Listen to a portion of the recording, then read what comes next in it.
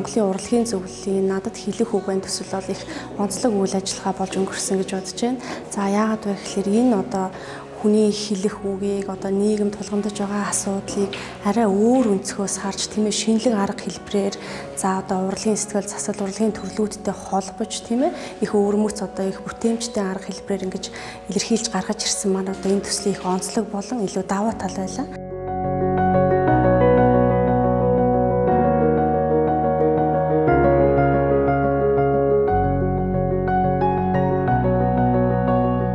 Солонгон морь төсөл сэтгцэн эрүүл мэндийн үндэсний төв дээр хэрэгжих болсонд баяртай нэгдүгürt хоёрт нь зөвхөн эмчлүүлэгчид төдийгүй эмч ажилчдад бас энэ төслийн нэг хэсэг хэрэгжсэн учраас бас их баяртай байна. За ялангуяа эмч ажилчдын хувьд бол COVID-19 цар тахалтай холбоотойгоор эмч ажилчдад ч гэсэн сэтгэл зүйн дэмжих үйл ажиллагаа сүүлийн 1-2 жил нэлээд тасалдaltaй байсан учраас хэрэгцээтэй одоо үр дүнтэй богинохон ч гэсэн багахан ч гэсэн одоо үр дүнтэй төслийн жуулчлагын нэг хэлбэр болсон гэж бол хувьдаа үзэж байна.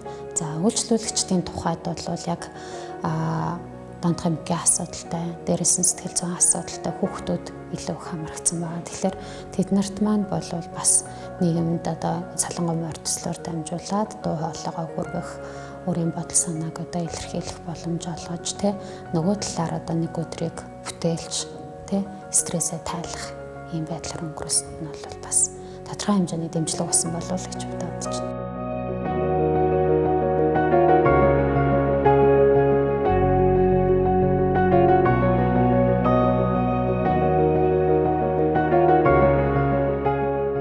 Тус байгууллага дээр ирээд ингээд энэ төслөө хэрэгжүүлж байгаа та бүхэнд танай байгууллагт бас маш их баярлж байна.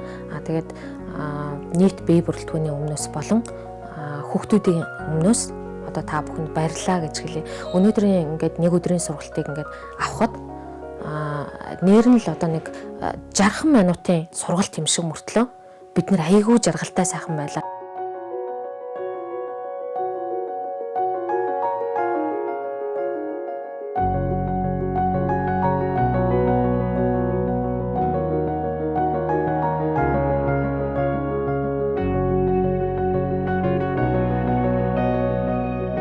Тэгээд бүтээлүүд дээр сэтгэл зүйн анализ хийхэд бол нийгэмд ялангуяа өсвөр үеийнхэнд зориулсан урлагийн сэтгэл заслаар дамжуулаад өөрийнх нь мэдрэмжийг илэрхийлэх, өөрийгөө ойлгоход нь илүү их чиглүүлэх юм боломж олгох ийм төсөл бол илүү өргөн хүрээнд үргэлжлэх шаардлага байгааг бол олж харсан.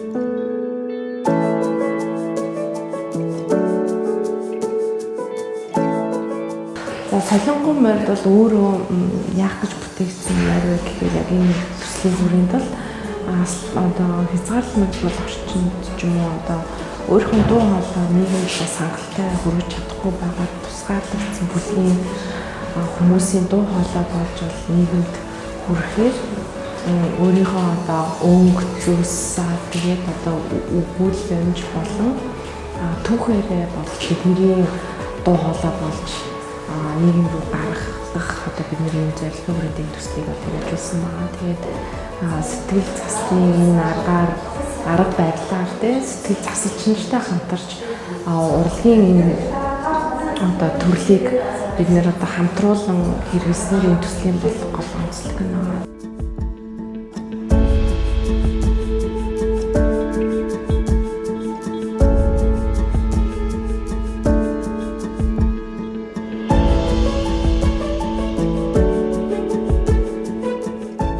Өнөөдрийн энэ солонгон морьд хэмээх үзэсгэлэн бол маш өвөрмөц байна. Бас энэ бүтээлүүдийг хийсэн уран бүтээлчд нь бол тэг үнэхэр сайхан үнгийг гаргаж ирсэн морьдын одоо дүр төрслийг маш сайхан гаргасан байна. Надад маш их таалагдлаа.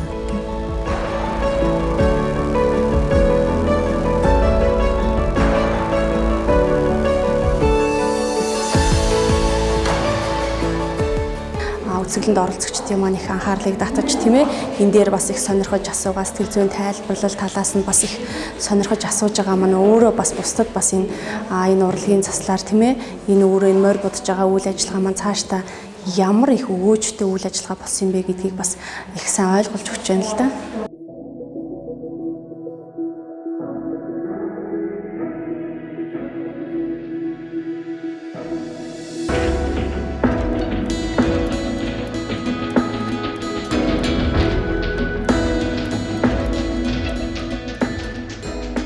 Саяын сургалт дуусахад хэний ч нүүрэнд гуниг алга, хэний ч одоо нүдэнд ингээд бүр тийм одоо юу гэдгийг нулимс алга те ингээд нүдэн гялзаад л энийгээд л ингээд гар хөлн бодог болоод л хамгийн гол нь энэ бас ингээд багхан ч гэсэн бид нарыг энэ стресстэй нийгмээс ангижруулж чадчихад маш их баярлалаа. Тэгээд цаашдынх нь ажил үйлс та бүхэнд өнрөөс өнөр амжилт хүсье.